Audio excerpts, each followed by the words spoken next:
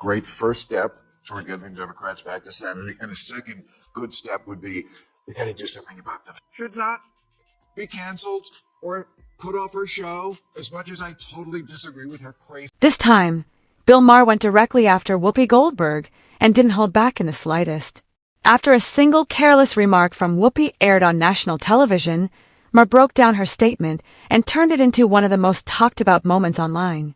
With just one sharp response, he sparked a viral reaction across the internet and left audiences debating the exchange. As this story unfolds, you'll see exactly how the controversy began, what was said, and why Maher's comments spread so quickly. Make sure you stay until the end, because this is one story you won't want to miss. The Iranians literally throw gay people off of buildings. They don't adhere to basic human rights. Listen, here's the thing. Let's not do that, because if we start with that, we have been known in this country to tie gay folks to the car. Where the Iranian regime is today, they used to just hanging black people. So it's not even the same. I could accept. Wait. That's not what you mean to say. It is the same. No, it's not. The year 2025 in the United States is nothing like. This is where the entire controversy really began. During the discussion, Whoopi drew a comparison between Iran and the United States, placing both countries within the same moral conversation. Now, it's easy to understand the point she was likely trying to make. She appeared to be highlighting America's past mistakes, injustices, and historical shortcomings. Fair enough, but the way she delivered that message is what immediately sparked backlash. When you place a nation known for strict religious control, government punishments, and limits on free expression alongside the United States, as though the two are directly comparable, people are bound to push back. Yet the comparison itself wasn't the only issue. What truly caught people's attention was the certainty behind her words. Whoopi didn't present it as a question or an idea open for debate. She spoke as if the conclusion was obvious, and anyone who disagreed simply wasn't seeing reality. That confidence became a major part of the reaction. When someone makes a bold statement with complete certainty, people naturally expect the argument to be rock solid. Many viewers felt this one wasn't. That's when Bill Maher stepped into the conversation. A lot of people who don't regularly follow Maher misunderstand his style. They assume his influence comes from being loud or confrontational. In reality, his strongest tool is often the opposite. He has a habit of delivering a short, carefully crafted line that leaves the other side looking foolish without raising his voice. He doesn't need long speeches or dramatic outbursts. He drops a single remark and lets the audience do the rest. That's exactly what happened here. Responding to Whoopi's comments, Maher looked directly into the camera and argued that Democrats would need to rethink their approach if they wanted to start winning again. That was it. One brief statement. Simple, direct, and sharp. Within hours, it was spreading across social media, turning a heated debate into a viral political moment. What do you think of Whoopi Goldberg saying it's worse to be a black person in America today than a woman in Iran? I say we're... Think about the situation for a moment. Whoopi Goldberg has spent decades in the spotlight and built a massive audience that listens closely to what she says. She went on national television and presented what she believed was an important moral argument. Then, out of nowhere, Bill Maher, someone many people consider to be on the same side politically, publicly pushed back. He wasn't criticizing Fox News or conservative commentators. He was pointing directly at The View and arguing that shows like it were contributing to the problem. That is what made the moment so surprising. Instead of targeting his usual political opponents, Maher challenged voices within his own camp. But he didn't stop there. He took the criticism even further, arguing that Whoopi's comments weren't simply an example of typical woke politics. In his view, they went beyond that. He described the thinking behind them as outright foolish, not slightly mistaken, not well-intentioned but misguided but simply wrong. What made the remark hit so hard was the way he delivered it. There was no shouting, no dramatic performance, and no attempt to create a spectacle. He spoke calmly, directly, and with complete confidence, making it clear that he stood behind every word he said. Before, and the New York Times really has come over on that, to the sort of the sensible, liberal, not crazy woke position. I think this is a great first step toward getting Democrats back to sanity, and a second good step would be. This is where the story takes an interesting turn, because it goes far beyond one comment or one viral exchange. The reality is that this debate has been building for years. Bill Maher didn't suddenly develop this opinion overnight. He has a long history of criticizing The View, and if you don't know that background, you're only seeing part of the story. Over time, Maher has repeatedly challenged the show's approach, arguing that it often prioritizes strong opinions over careful analysis. At one point, he delivered a line that perfectly summed up his perspective. Referring to the program, he said, "It's called The View. It's not called The Facts." While some people laughed, the remark wasn't just a joke.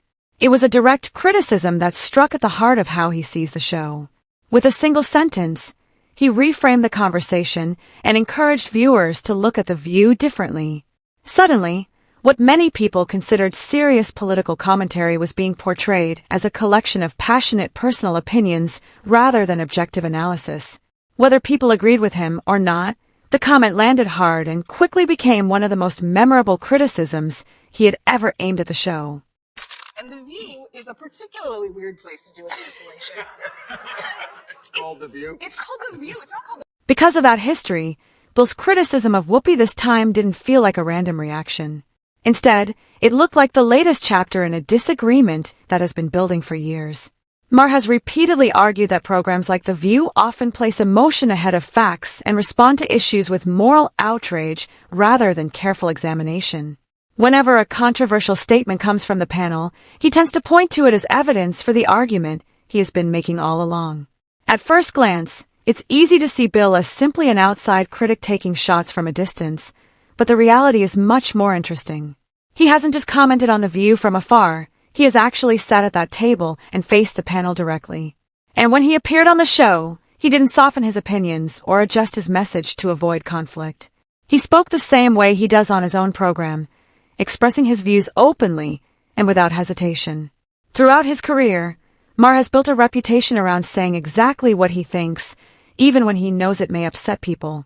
During those appearances, he made it clear that his connection with audiences comes from his willingness to speak candidly rather than carefully tailoring every comment to avoid criticism. That approach has remained consistent, and it's one of the main reasons moments like this continue to attract so much attention. on the fence. I think you lose all credibility.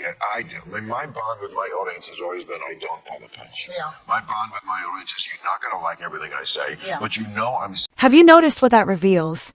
In many ways, it sums up Bill Maher's entire approach in a single idea. He makes it clear who he is and how he operates. His message is simple. He isn't the kind of person who backs away from an argument once he's taken a position. So when an opportunity appears that perfectly fits a criticism he has been making for years, he's going to take it. And in the eyes of many observers, Whoopi's comments handed him exactly that opportunity. Now, it's important to understand that the criticism isn't based on the idea that Whoopi Goldberg lacks intelligence. Rather, critics argue that she has a recurring pattern in the way she presents certain arguments. The pattern, they say, is that she often speaks with complete certainty and strong moral conviction, giving the impression that the discussion has already been settled. When her facts are strong and her framing is persuasive, that confidence can be extremely effective. However, when a comparison is stretched too far or a point is framed poorly, that same certainty can become a weakness. Because the argument has already been presented as a settled conclusion, it becomes much harder to step back and acknowledge potential flaws. Many viewers felt that's what happened during the discussion about Iran. While Alyssa Farah Griffin was describing issues such as government repression, restrictions on women, and religious authority in Iran, Whoopi shifted the conversation toward America's history of racism and injustice. The debate quickly became more complicated, especially once broader questions about religion and morality entered the discussion. Critics argued that this is where the comparison began to break down. They contended that recognizing historical wrongdoing is not the same thing as claiming two modern systems are equivalent, and that those distinctions became blurred during the exchange. As the conversation spread online, many people focused on that exact point. The audience noticed it, social media noticed it, and perhaps most importantly for the story, Bill Maher noticed it as well.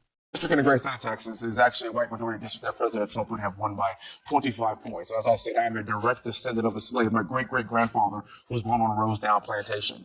I am literally being judged not by the color of my skin, but by the content of my character. That's the progress because, like, a lot of white people didn't vote for me. A lot. So wait, I don't even ever want to hear Whoopi Goldberg's conversation about how it's worse to be black in America. According to Bill Maher's argument, the comparison itself was the real problem. His position was essentially that modern-day America, despite its flaws and ongoing challenges, should not be treated as equivalent to Iran. In his view, making that comparison doesn't come across as courageous or insightful. It risks making the speaker appear disconnected from reality.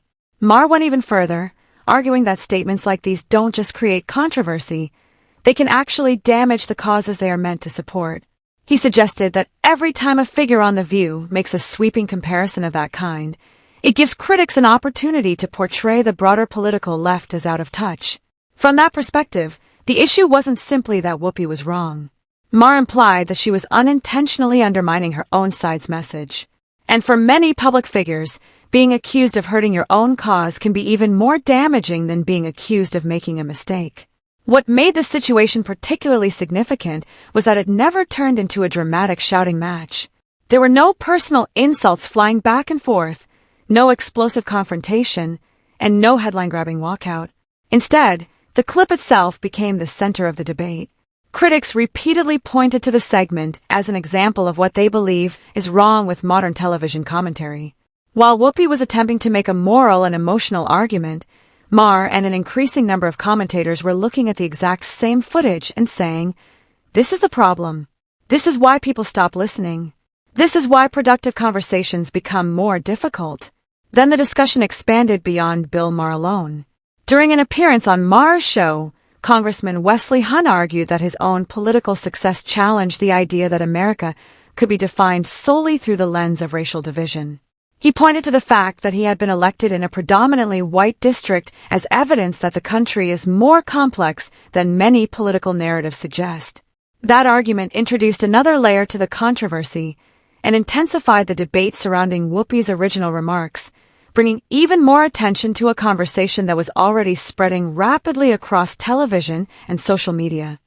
When protesters came out in the streets to protest against this regime, which is our unequivocal right under the Constitution in the United States, did they get met with the same treatment? No, they were shot to death and they had their eyes shot out as punishment. So my response is, how dare you, how dare anybody compare the life that they're fortunate enough to live in the United States to what Iranian people are going through now and have been going through. Do you see how the situation changed at that point? The discussion was no longer centered on Bill Maher alone. Now there was another voice, someone from a very different background, publicly challenging the same narrative. And when people with different perspectives arrive at a similar conclusion, the story becomes much more difficult to dismiss. That's what made this moment so significant. But there's another factor at play here that often gets overlooked, especially in television and media. Being criticized is one thing, being mocked is something entirely different. Criticism can be answered. You can debate it, defend yourself, and present a counterargument. Mockery operates differently. It can weaken a person's credibility by turning the audience's attention away from the argument itself and toward the joke. Once people start laughing, the conversation often shifts from whether a point is right or wrong to whether the speaker is being taken seriously at all. And that's where Bill Maher has built much of his reputation. His style isn't simply about disagreeing with people. He often packages his disagreement in a way that audiences find entertaining, making the criticism more memorable and harder to ignore. For many public figures, that's a difficult challenge because they are no longer responding to a political argument alone, they are responding to a narrative that has already become part of the public conversation.